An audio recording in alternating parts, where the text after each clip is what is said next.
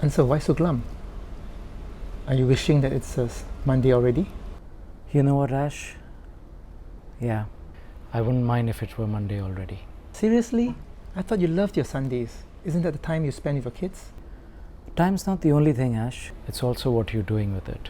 Is it actually helping your relationships? Or is it actually making it worse? You're not making a lot of sense today. I don't get it. Neither do I, Ash. Something's not working. Past 2 weeks have been super crazy at work. I didn't see my kids all week, making me long for the weekend. But now that the weekend's here, I just don't feel like I'm connecting with them. Okay. In fact, it feels like we're going backwards. I'm not getting through to them, and we're not bonding like we used to. That happens. What's the big deal? It is a huge deal, Ash. It's making me question my role as a father. I mean, where did I go wrong? I've always tried to be there for them, show up on their big days, and support them as best as I can. But these days, other than disciplining them and being the policeman around the house, I don't feel like I'm doing much else. That's what it feels like my role has reduced to. Almost feels like I've failed. Oh, it sounds like it's been building up inside for some time. But it mustn't have been like this always, was it? No, it used to be a lot more fun. I don't know how my dad managed it. I used to really look up to him.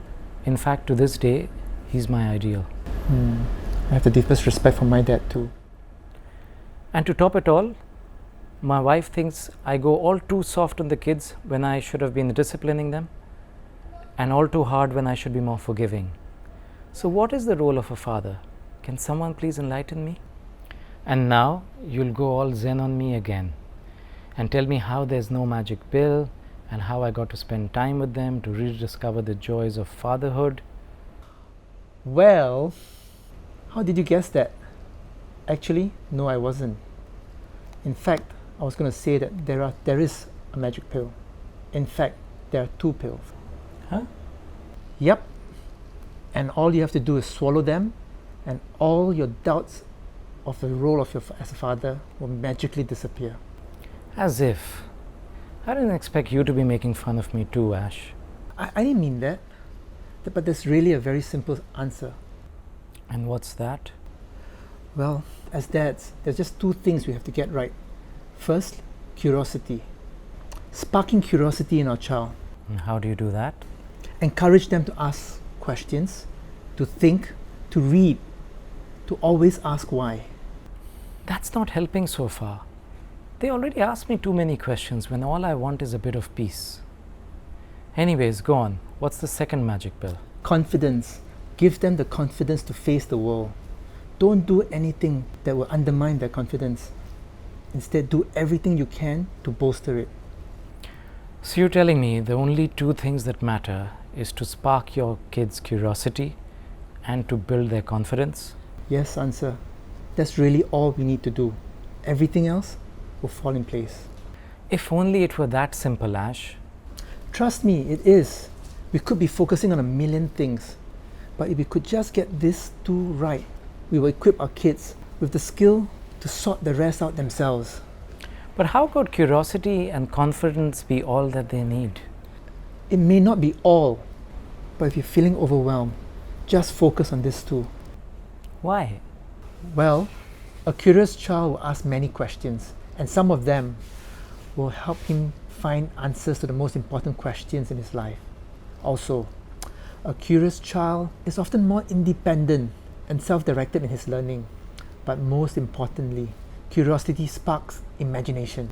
That's a critical life skill in the 21st century, where our children must find answers to the most wicked problems like climate change and killer machines taking over the world. Well, now that you mention it, Ash, I do have a nephew who just turned 13. He's super smart.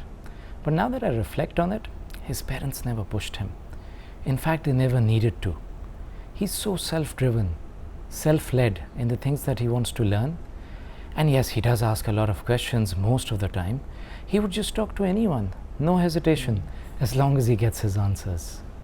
He does sound exceptionally curious. To be fair, his father played a big role in this by being never too busy to answer all of his questions and to consistently fuel his curiosity. It's amazing to see how much effort his dad put in to nurture that curiosity. And to complement curiosity, they will need confidence. Regardless of where they end up in this world, our kids need to have the confidence that they can pursue their dreams. But we cannot teach confidence the way we teach math and science, or even right and wrong. Our kids learn confidence by making their own decisions, sometimes good ones that reinforce their judgment, but also through the bad ones, as long as they feel supported and they know that we are always here by their sides. These will be my 2 gifts to them, Ash. That's it.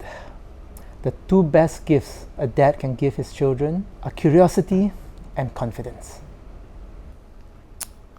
So share with us What you will do today to spark your kids' curiosity and build their confidence.